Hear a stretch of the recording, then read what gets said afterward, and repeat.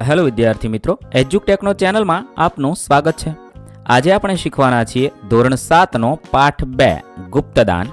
પાઠ 2ના સ્વાધ્યાય પોથીના તમામ પ્રશ્નોના જવાબની અહીં આપણે સમજ મેળવીશું। આ વિડીયોનો હેતુ વિદ્યાર્થીઓ માત્ર સરળતાથી સમજીને લખી શકે તે માટેનો છે। તેથી વિદ્યાર્થી મિત્રો, દરેક પ્રશ્નોના જવાબ વિડીયોમાંથી જોઈને લખવાને બદલે તમારા વિચારો મુજબ જવાબ લખવા પણ જરૂરી છે। તો ચાલો શીખીએ ધોરણ 7 ગુજરાતી પાઠ 2 ગુપ્તદાન ના સ્વાધ્યાય પોથીના પ્રશ્નોના જવાબની સમજ। સૌપ્રથમ પ્રશ્ન નંબર 1, આપેલા શબ્દોના સરખા અર્થવાળા શબ્દ લખવાના છે। સૌથી પહેલો શબ્દ છે વૈભવ, તો ઐશ્વર્ય। 2 કંજૂસ, તો લોભી। 3 થોડું, તો અલ્પ। 4 સજા, તો દંડ। 5 પવન, તો હવા। 6 તકલીફ, તો દુઃખ અથવા પરેશાની। ત્યારબાદ પ્રશ્ન નંબર 2, આપેલા શબ્દોના વિરુદ્ધાર્થી શબ્દ લખો। 1 ગરીબ, તો અમીર અથવા તવંગર લખી શકાય। 2 બોદો, તો હોશિયાર। 3 તિરસ્કાર, તો સ્વીકાર। 4 કીર્તિ, તો કલંક અથવા અપકીર્તિ લખી શકાય। 5 નિંદા, તો વખાણ। 6 નફરત, તો પ્રેમ। ત્યારબાદ પ્રશ્ન નંબર 3, આપેલા શબ્દ સમૂહ માટે એક શબ્દ લખો। 1 મચ્છર કરડવાથી ફેલાતો રોગ, તો મેલેરિયા। 2 જેને માપી ન શકાય તેવું, અમાપ। 3 કળી ન શકાય તેવું, અકળ। 4 સેવાના ભાવ સાથે જોડાયેલ, મિશનરી। 5 કોઈ ન જાણે તેવી રીતે કરેલું દાન, તો ગુપ્તદાન થશે। ત્યારબાદ પ્રશ્ન નંબર 4, આપેલા રૂઢિપ્રયોગોના અર્થ ખાનામાં લખવાના છે। 1 નિશાસા નાખવા, તો નિશાસાને કારણે લાંબો શ્વાસ લેવો। રોષે ભરાવું, તો ગુસ્સે થવું। વાત દિલમાં વસવી, તો યાદ રહી જવું। પગે પડવું, તો વિનંતી કરવી અથવા આજીજી કરવી। મન મનાવી લેવું, તો પરાણે મનને સમજાવી લેવું।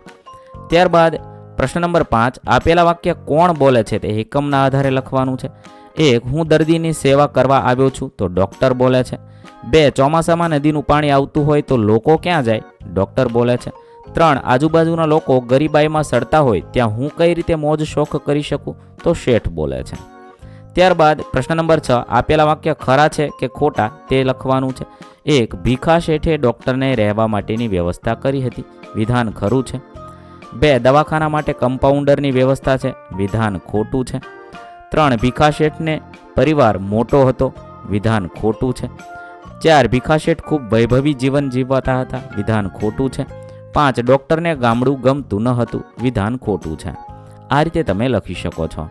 ત્યારબાદ પ્રશ્ન નંબર 7, આપેલા પ્રશ્નોના જવાબ લખવાના છે।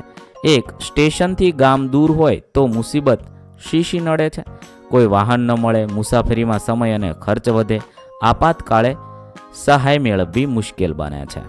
બીજું છે ગામમાં ટપાલ અઠવાડિયામાં 3 જ દિવસે કેમ આવતી હતી?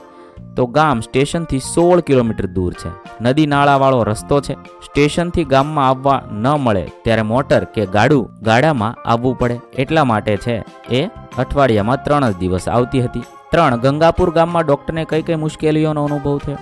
ડૉક્ટરને વાહન વ્યવહારની સાથે ટપાલ અને છાપું ના મળવાની મુશ્કેલીનો અનુભવ થયો, સાથે રહેવાની અને દવાખાનાના મકાન માટેની અગવડતા પડી હતી। સવાલ નંબર 4, ગામમાં દર વર્ષે કયો રોગ ફેલાતો હતો, શા માટે? ગામમાં નદી નાળામાં પાણી ભરાઈ રહેતું હોવાથી ગામમાં દર વર્ષે મેલેરિયાનો રોગ ફેલાતો હતો। 5 જમણા હાથે દાન આપો તો ડાબા હાથ પણ ન જાણે, વિધાનનો અર્થ ગુપ્ત રીતે અને દેખાડા વગર નિસ્વાર્થ ભાવથી દાન કરવું, આ વિધાનનો અર્થ આવો થાય છે। ત્યારબાદ પ્રશ્ન નંબર 8, પ્રશ્નોના સવિસ્તર ઉત્તર લખો। 1 તમારી પાસે 1 લાખ રૂપિયા હોય તો તમે શું કરશો? જો મારી પાસે 1 લાખ રૂપિયા હોય તો હું તેનો ઉપયોગ જરૂરિયાતમંદને મદદ કરવા માટે કરું। હું ગરીબ બાળકો માટે પુસ્તકો, કપડાં અને શૈક્ષણિક સાધનો ખરીદી આપું। અનાથ આશ્રમમાં જઈને ત્યાં બાળકો માટે ભોજનની વ્યવસ્થા કરાવું। સવાલ નંબર 2, ડૉક્ટરને પસ્તાવો શા માટે થયો? ડૉક્ટર શેઠને કંજૂસ સમજતા હતા। એકવાર ગામમાં મેલેરિયાનો રોગ ફેલાતા ડૉક્ટરે ફાળો ઉઘરાવવા ગામ લોકોને ભેગા કર્યા।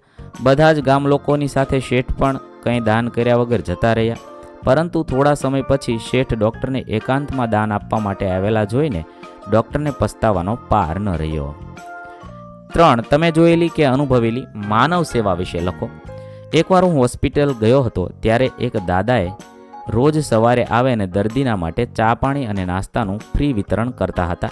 દાદાના આ નિસ્વાર્થ ભાવથી લોકોની સેવા કરતા મેં જોયું કે ઘણા ગરીબ દર્દીઓ તેનો લાભ લેતા જે જોવાથી આનંદ થયો હતો. આવી રીતે તમને કોઈ બીજો અનુભવ થયો હોય તો તે અહીંયા લખવાનો છે.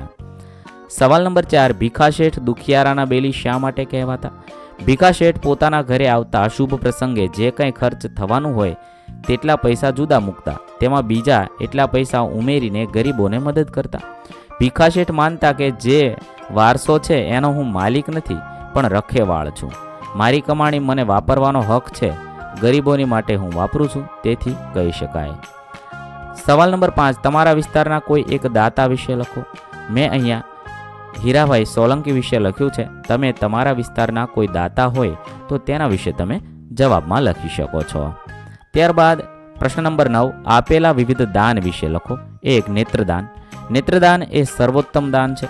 જે વ્યક્તિ મૃત્યુ પછી પોતાની આંખોનું દાન કરે છે તેની આંખોથી કોઈ અંધ વ્યક્તિને પ્રકાશ મળે છે. રક્તદાન એ જરૂરિયાતમંદ વ્યક્તિનું જીવન બચાવવાનું શ્રેષ્ઠ કાર્ય છે. સર્જરી, અકસ્માત કે બીમારી વખતે રક્તની જરૂર પડે ત્યારે રક્તદાતા બહુ મૂલ્યવાન દાન આપે છે.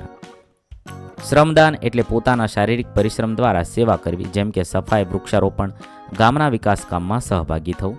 દેહદાન એ માનવ સેવા માટે મૃત્યુ પછી પોતાના શરીરને વૈજ્ઞાનિક અભ્યાસ કે મેડિકલ સ્ટુડન્ટ માટે શીખવાના હેતુ માટે દાન કરવું. અન્નદાન એ શ્રેષ્ઠ દાન મનાય છે. ભૂખ્યા વ્યક્તિને અન્ન આપવું એ માત્ર પેટ નહીં પણ આત્માને સંતોષ આપવાનું કાર્ય છે. ત્યારબાદ પ્રશ્ન નંબર 10, આપેલા પાત્ર વિશે લખવાનું છે. પહેલું છે ભીખા શેઠ.